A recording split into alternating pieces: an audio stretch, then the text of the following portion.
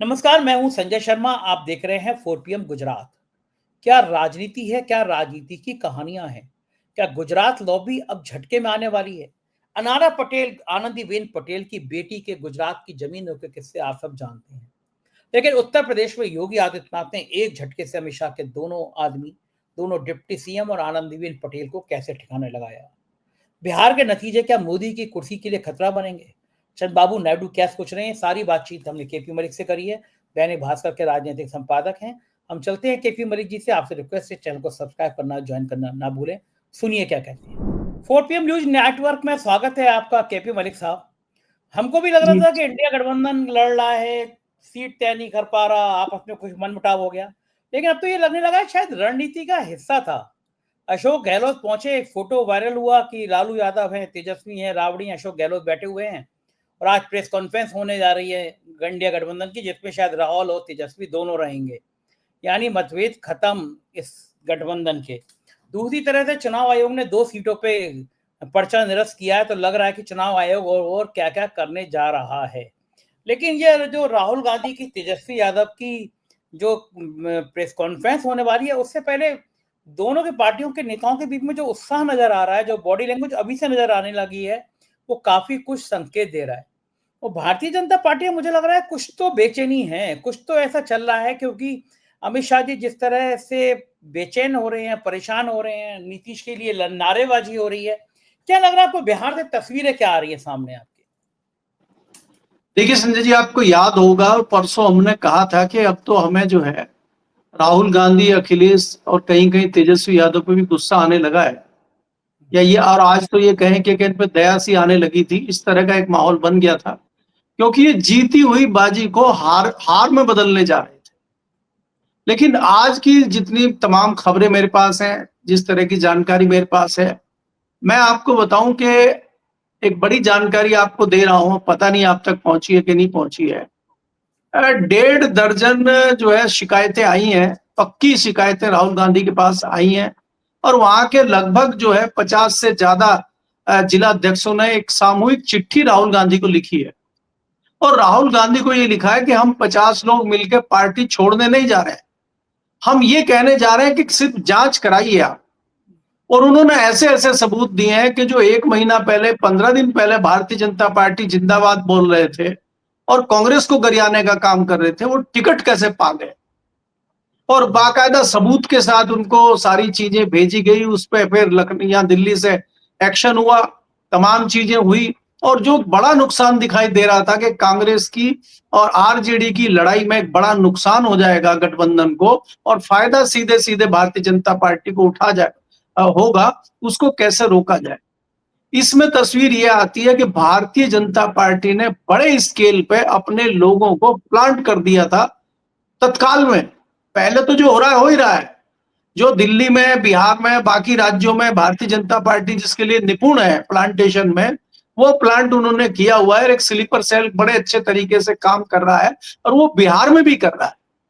और ऐसे में आप देखिए कि 15 दिन पहले जो पार्टी ज्वाइन कर रहा है उसको तत्काल टिकट मिल जा रहा है, जो 6 दिन पहले ज्वाइन कर रहा है उसको टिकट मिल। तो ये एक बड़ी अनोखी घटना वहां पे हुई। आप संजय जी मानेंगे, हम और आप यूपी से बिलोंग करते हैं, आज भी ऐसे लोग हैं जो चाय की दुकान पे, नुक्कड़ पे मिल जाते हैं, जो हार्डकोर कांग्रेसी होंगे और लड़ जाएगा आपके साथ।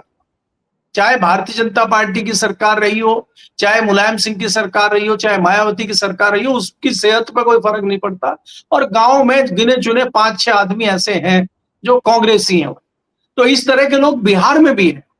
तो उनकी आवाज है, और वो ये कहना चाह रहे हैं कि कांग्रेस इस हालत में क्यों पहुंच गई है। तो इस तरह का रिएक्शन इनको देखने को मिला, और बड़ा विरोध यहाँ पे आया राहुल गांधी के सामने। राहुल गांधी ने तत्काल एक्शन लेते हुए अशोक गहलोत को फोन किया। और खबर ये हमारे सूत्र जो दे रहे हैं कि राहुल गांधी ने सबसे पहले लालू यादव को फोन किया, उसके बाद हेमंत सोरेन को फोन किया, उसके बाद जो मुकेश साहनी है जो आज प्रेस कॉन्फ्रेंस करने जा रहे थे, उनको फोन करके समझाया। उन्होंने अपनी प्रेस कॉन्फ्रेंस रोक दी। उसके बाद इन्होंने अशोक गहलोत को तत्काल भेजा और कहा कि मामले को संभालिए। और ये भी आप भी जानते हैं कि अशोक गहलोत जो है वो भी बड़े चाणक्य हैं राजनीति के। तमाम जगह तोड़फोड़ भारतीय जनता पार्टी ने कर दी थी और काफी हद तक सफलता पा ली थी राजस्थान में भी।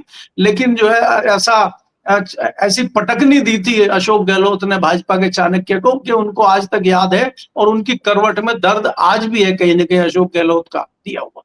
तो अशोक गहलोत वहां गए हुए हैं और खबरें अब ये है कि सब मामला दुरुस्त है, ऑल इन वेल है। और कल 11 बजे एक प्रेस कॉन्फ्रेंस होने जा रही है जिसमें 6 सीटों पर झारखंड मुक्ति मोर्चा चुनाव लड़ रहा था, वो शायद ना लड़े। मुकेश साहनी को समझा लिया गया है कि इस तरह की फाइट ना हो कि आपस में नुकसान हो, और लेफ्ट के लोग और तमाम लोग मिलकर कल 11 बजे प्रेस कॉन्फ्रेंस करेंगे। उसमें सीटों पे समझौता भी हो गया है और कल तेजस्वी यादव के मुख्यमंत्री की भी घोषणा होगी कि महागठबंधन के मुख्यमंत्री पद के उम्मीदवार दावेदार तेजस्वी यादव होंगे। इस प्रकार की घटनाएं हैं। तो ये सुन के या समझ के हम कह सकते हैं कि अब पलड़ा फिर भारी दिखाई दे रहा है महागठबंधन का, जो 2-3 दिन से लग रहा था कि हीला हवाली चल रही है और भारतीय जनता पार्टी अपने शाम दाम दंड भेद कर रही है। अब भारतीय जनता पार्टी कितना भी शाम दाम दंड भेद करे, देखिए संजय जी आप एक चीज याद रखिए, आपको याद रखना पड़ेगा कि हरियाणा में जिस प्रकार से माहौल बना हुआ था, कहीं ना कहीं कांग्रेस की आपसी लड़ाई के बावजूद ही भारतीय जनता पार्टी हरियाणा में सरकार बना पाई थी। वहां भी टिकट बिके थे, वहां भी भीतरवाद हुआ था। तो यही स्थिति बिहार में बन गई थी, क्योंकि कांग्रेस को पकड़ना आसान इसलिए है कि कांग्रेस बहुत बुरी स्थिति में है और जो नेता उनके होते, कई नेता बिक जाते हैं। अब इसमें महत्वपूर्ण जो रोल निभा रहे थे बिहार में, वो पप्पू यादव निभा रहे थे। अब पप्पू यादव क्या है भाई, या तो उनको आप कांग्रेस में शामिल कर लीजिए या उनको लीज पे दे दीजिए, पार्टी ठेके पे दे दीजिए कि भाई हमने कांग्रेस पप्पू यादव को ठेके पे दे दी है और कांग्रेस का कोई भी निर्णय होगा पप्पू यादव करेंगे। तो आप कम से कम पता तो चले लोगों को। तो इस तरह की चीज, और पप्पू यादव के बीच में ये भी खबरें हैं कि पप्पू यादव की मुलाकात भाजपा के शीर्ष लीडरशिप से हुई थी, तो उसमें क्या हुआ, फिर पप्पू यादव क्या कर, बहुत सारी चीजें हैं। लेकिन राहत की बात महागठबंधन के लिए मुझे लगती है कि ये आई है कि कल उनकी प्रेस कॉन्फ्रेंस में चीजें साफ हो जाएंगी और बिहार में सफलता हासिल कर सकता है महागठबंधन, ऐसी उम्मीद मुझे लग रही है। जी बिल्कुल ठीक कह रहे हैं केपी मलिक साहब, लेकिन मैं ये जानना चाहता हूं कि अगर ये अनाउंस हो जाता है प्रेस कॉन्फ्रेंस में कि तेजस्वी यादव ही मुख्यमंत्री होंगे, तो इसका कितना असर पड़ेगा गठबंधन में? निचले स्तर के जो कार्यकर्ता हैं, जमीनी जो कार्यकर्ता हैं, जो कांग्रेस और आरजेडी के हैं, उनके मनोविज्ञान को अगर समझते हैं हम, कितना असर पड़ेगा, क्या लगता है आपको? नहीं, देखिए अगर ये इस तरह का फैसला होता है तो इसमें कांग्रेस के जो कार्यकर्ता है वो भी कहीं ना कहीं राहत की सांस लेंगे और उनको भी लगेगा कि भाई हमारी बात जो है शीर्ष नेतृत्व तक पहुंची है, तभी ये एक्शन हुआ है। और कहीं ना कहीं ये होगा कि तेजस्वी यादव को भी जता दिया गया है कि भाई हम अगर आपको सपोर्ट कर रहे हैं और हम क्राइसिस में होते हुए भी और हम पीछे हटते हुए भी, अपना नुकसान करते हुए भी आपका साथ दे रहे हैं, तो आपको आगे भी व्यवस्था हमारी रखनी पड़ेगी। और इसमें ये होगा, चाहे वो झारखंड मुक्ति मोर्चा हो, चाहे मुकेश सहनी हो, चाहे कांग्रेस हो, उसमें एक उस प्रकार की सहमति भी होती है जो अंदर खाने बनती है कि भाई हम आपको एमएलसी बनाएंगे, हम सरकार में आपके कुछ लोगों को शामिल करेंगे। तमाम चीजें होती है जब आपके सरकार बन जाती है, उसमें कई सारे आयोग के अध्यक्ष बनाए जाते हैं। तो सबको साथ में लेके अगर चलना है तो उस तरह की एक रणनीति बनी है और उसकी तैयारियां चल रही हैं। लेकिन पहले यह है कि सरकार बनाई जाए।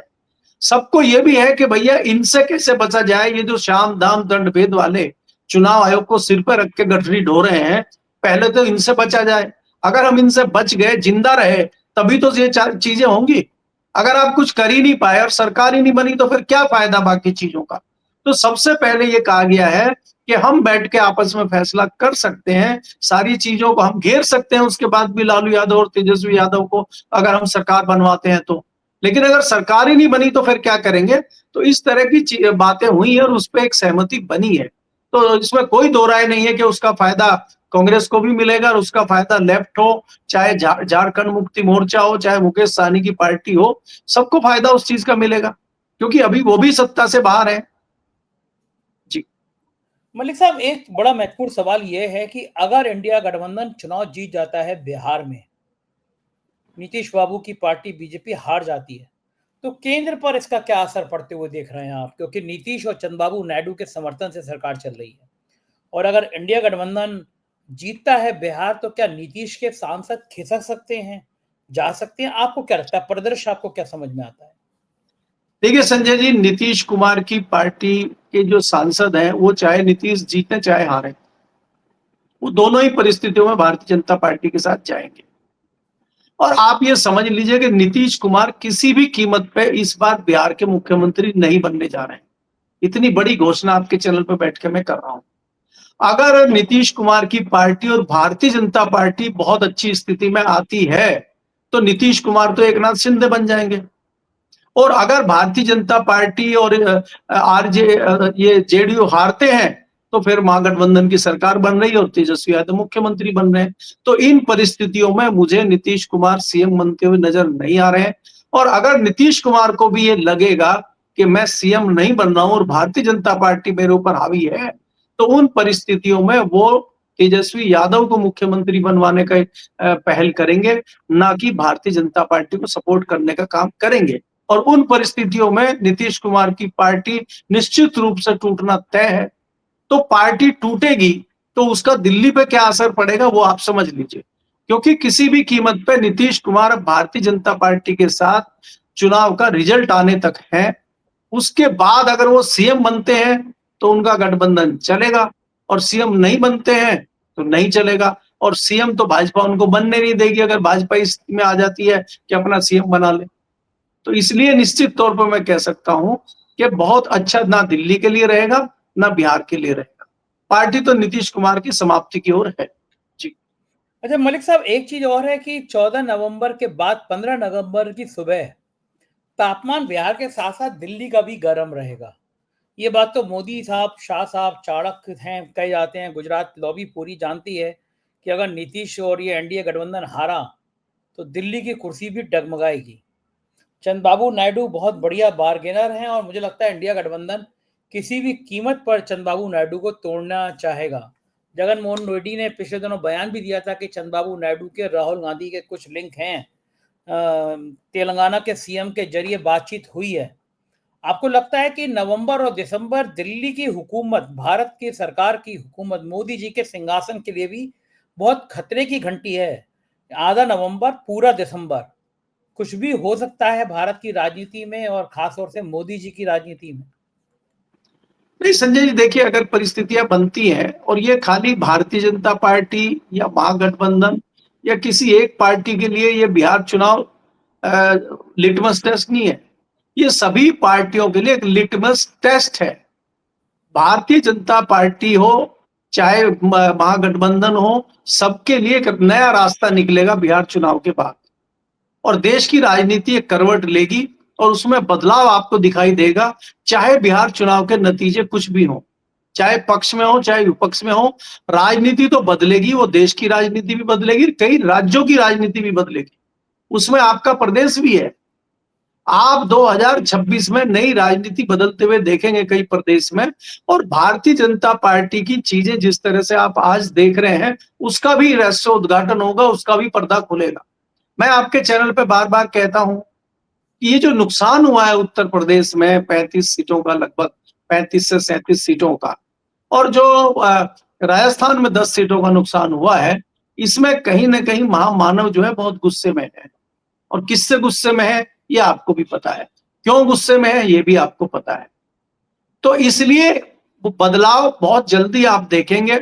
ये बदलाव आपको दिसंबर में हो चाहे जनवरी में हो, ये बदलाव आपको दिखेंगे और राजनीति में जो है करवट लेते हुए आपको भारत की दिखेगी, मुझे ऐसा लगता है। मलिक साहब, मेरे दर्शक देख रहे होंगे कि मलिक साहब ने कह दिया कि संजय शर्मा से ये आपको भी पता है, तो दर्शकों के मन में होगा भाई हमें भी बता दो। मलिक साहब जरा उनको भी बता दीजिए खोल के कि आप कहना क्या चाह रहे हैं। नहीं, किस विषय में पूछना चाह रहे हैं आप? आपने कहा ना कि जो बदलाव होगा उत्तर प्रदेश में, महामानव नाराज हैं, किनसे नाराज हैं, क्या बदलाव होगा, जरा खुल के बता दीजिए एक बार। नहीं संजय, देखिए आपको पता है कि अमित शाह किस प्रकार से योगी जी के पीछे हाथ धो के पड़े हुए हैं। आपके चैनल पे हम लगातार चर्चा कर रहे हैं पिछले 2 साल से कि दिल्ली और लखनऊ के बीच में तल्खी है, लेकिन कोई मानने को तैयार नहीं था। हमें लोग कहते थे कि ये मीडिया की चली चलाई बातें हैं। आज सबके सामने आ गया है कि दिल्ली और लखनऊ में तल्खी है, और उसका रिजल्ट भी आ गया 2024 में। अगर तल्खी नहीं थी तो इतने खराब रिजल्ट भाजपा के क्यों आए? और वो क्यों आए, अब तो काफी लोगों ने उस पर विश्लेषण कर लिया होगा कि जिस प्रकार से चाणक्य ने अपनी मर्जी से टिकट बांटे, अपनी मर्जी हर जगह चलाई, बाबा ने उसको जो है बिगाड़ दिया। तो बाबा में और चाणक्य में रिश्ते खराब हैं, 36 का आंकड़ा चल रहा है, उससे कहीं ना कहीं आहत महामानव है। तो महामानव जो है उसकी सजा चाणक्य को देना चाहते हैं। जब चाणक्य को महामानव सजा देंगे तो भारत की राजनीति में बदलाव आना तय है।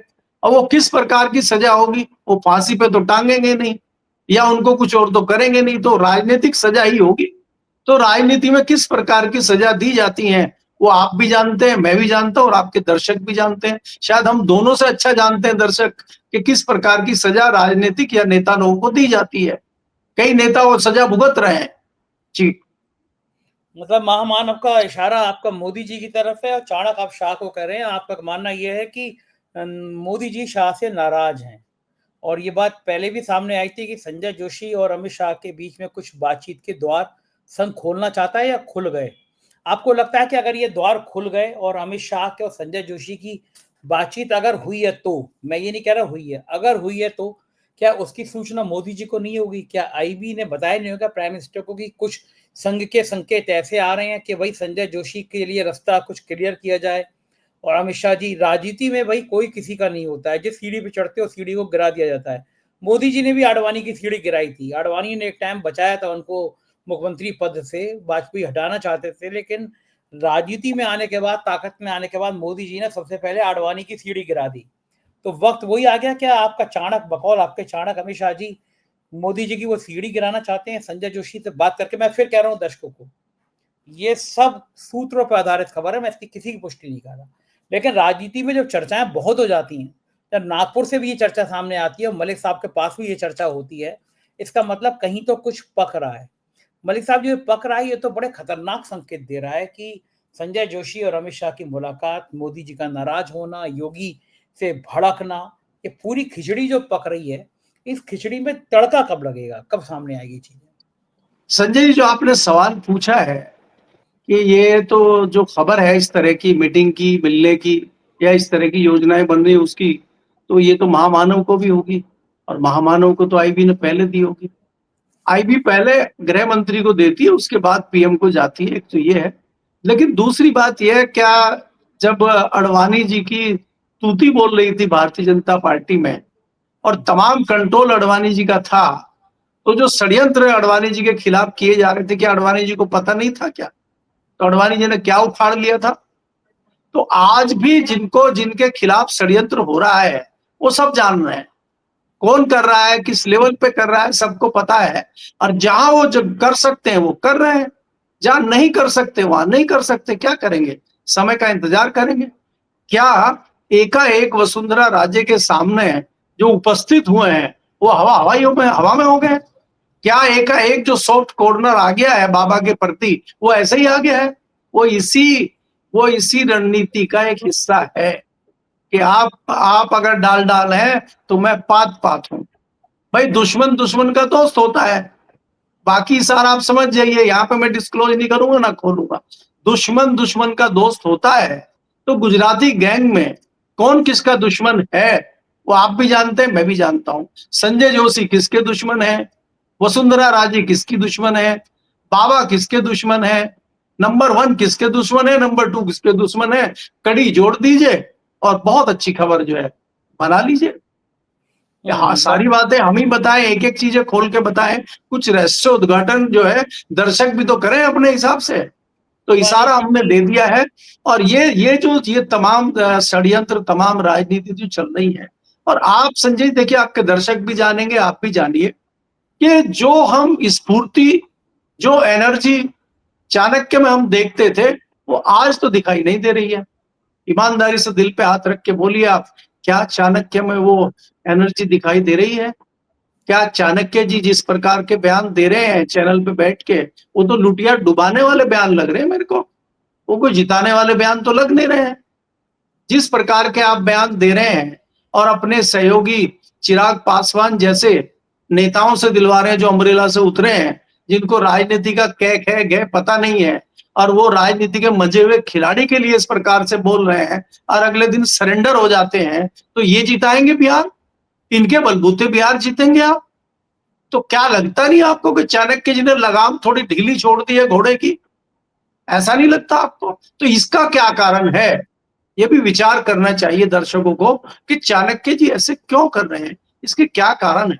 तो सवाल भी कभी कभी मैं छोड़ के जाने चाहिए। जी। हाँ, बिल्कुल ठीक है, लेकिन एक सवाल वो लोगों को समझ में नहीं आ रहा है कि योगी आदित्यनाथ अचानक इतना हिंदू मुसलमान क्यों करने लगे हैं। वो बुर्के, बिहार में बुर्के के ऊपर व्याख्यान दे रहे हैं, अखिलेश यादव पे हमला किया, अखिलेश यादव ने दियो को लेकर कहा कि क्रिसमस की तरह जगमग करना चाहिए, तो बयान दे रहे हैं। ब्रजभूषण सिंह ने पलट के कह दिया कि नेताजी भी बड़े हनुमान भक्त थे, अखिलेश यादव भी धार्मिक है। तो ये जो अचानक योगी आदित्यनाथ एकदम हिंदू मुसलमान पे उतरे हैं, अयोध्या में दीपोत्सव पे दोनों डिप्टी सीएम का नाम ही नहीं पोस्टर में, मतलब विधायकों का नाम, छोटे छोटे मंत्रियों का नाम, ना केशव मौर्य का नाम, ना ब्रजेश पाठक का नाम, ना गवर्नर का नाम, किसी का नाम ही नहीं। योगी जी ने कहा दिल्ली वाले जितने हो घर बैठो, मैं दिखाता हूँ योगी आदित्यनाथ किसे कहते हैं। तो ये जो योगी आदित्यनाथ का गुस्सा सब जानते हैं, गुस्सैल बहुत हैं वो, कभी क्षणिक रुष्टा, क्षणिक खुश हो जाना, तनिक गुस्सा कर जाना, तो गुस्सैल बहुत हैं वो।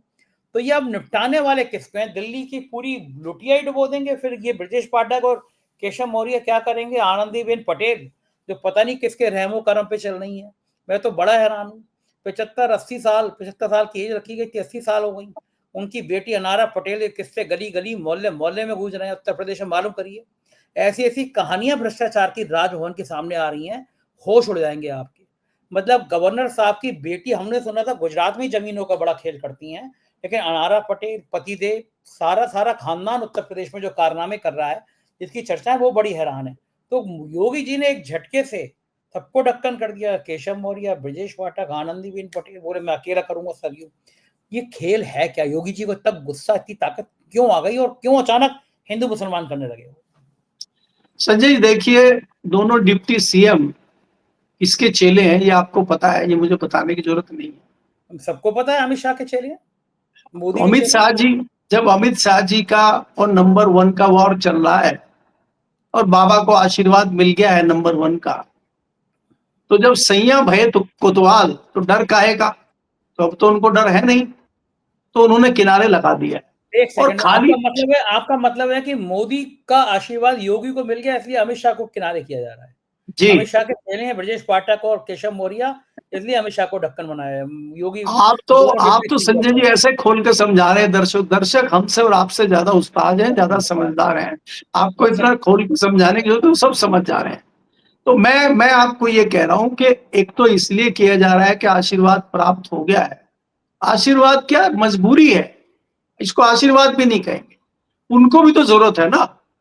और वो भी आज जानते हैं कि बाबा ने जिस प्रकार की ताकत लगाई है और हमें लंगड़े घोड़े पे बैठना पड़ रहा है या टूटी हुई कुर्सी पे बैठना पड़ रहा है, उसके जिम्मेदार कहीं ना कहीं बाबा है। इसका मतलब बाबा ताकतवर है, तो बाबा से ज्यादा पंगा नहीं लेना। नहीं तो यही लोग थे कि एक बार चर्चा चलाई गई थी कि प्रदेश का बंटवारा किया जाएगा और बाबा को जो है टाइट किया जाएगा, तो बाबा तो टाइट हुए नहीं। और बाबा के पास जो फॉर्मूला है, दूसरा जो सवाल आपका है कि बाबा एकाएक हिंदू मुस्लिम क्यों करने लगे, वो तो बाबा का फेवरेट फॉर्मूला है। बाबा के पास इसके अलावा क्या है? भाई बाबा तो हिंदू मुस्लिम के चुनाव पे तो जीते हैं। बाबा ही थे जिन्होंने ये कहा था कि जिसको भारत पसंद नहीं है, जिसको यूपी पसंद नहीं है, वो पाकिस्तान चले जाए। मोदी जी का भाषण निकाल के मुझे दे दीजिए आप, अगर पिछले 11-12 साल में मोदी जी का कोई इस प्रकार का भाषण आया हो, या अमित शाह का आया हो, या भारतीय जनता पार्टी के किसी व्यक्ति का आया हो। ये चाहे बुलडोजर चलाने वाली बात हो, चाहे मुसलमानों को पाकिस्तान भेजने वाली बात हो, चाहे जितने जुमले मुसलमानों के खिलाफ आए हैं, वो तो बाबा ने ईजाद किए हैं। तो वो तो बाबा का फेवरेट मुद्दा है, इसीलिए तो बाबा लोकप्रिय है भारतीय जनता पार्टी में और संघ में। तो उसको कैसे छोड़ देंगे बाबा? और बिहार में जिस प्रकार से आप देख रहे हैं, चाणक्य भी समझ गए हैं, नीतीश कुमार तो पहले से जानते हैं, भारतीय जनता पार्टी के लोग जानते हैं कि बिहार में हिंदू मुस्लिम का मुद्दा चलेगा नहीं। लेकिन बाबा तो कोशिश कर रहे हैं ना अपने हिसाब से, क्योंकि बाबा के पास तो उसके अलावा कुछ है नहीं। विकास की बात आप बिहार में कर नहीं सकते, क्योंकि आपको मैंने पहले बताया था कि एक पत्रकार ने वहां पूछ लिया बिहार के किसी बुजुर्ग व्यक्ति से कि विकास आपके यहाँ आया है क्या? उसको लगा विकास दुबे की बात कर रहे हैं, वो डर गया, बोला नहीं विकास हमारे यहाँ नहीं, हम तो थे ही नहीं उस दिन, हम तो बाहर गए हुए थे। तो ऐसा विकास की जिक्र आप कर नहीं सकते हैं। बाकी जो चीजें हैं, बाकी जो चीजें हैं वो बाबा के पास है नहीं। तो बाबा का जो ब्रह्मास्त्र है, बाबा का जो हथियार है, बाबा उसी को अपना सोटे को तेल लगा रहे हैं, सरसों का तेल पिला रहे हैं और उसको 2027 में घुमाएंगे। जी बिल्कुल ठीक बात है। मैं भैया कुछ बात नहीं करूंगा। केशव मौर्य जी के सपने मैं चाहूंगा जल्दी से पूरे हों। बढ़िया बढ़िया मिठाई भिजवाते हैं वो, होली दिवाली पे वो फूलते नहीं है, तो मैं इसलिए उनके लिए कुछ नहीं बोलने वाला। लेकिन बहुत बहुत शुक्रिया आपका मलिक साहब, बहुत अच्छी अच्छी बातें करी आपने। Thank you sir. ये थे केपी मलिक जी, पूरी बातचीत आपने सुनी, मुझको यकीन है बातचीत पसंद आई होगी। 4 PM गुजरात को सब्सक्राइब करिए, ज्वाइन करिए। शुक्रिया, थैंक यू।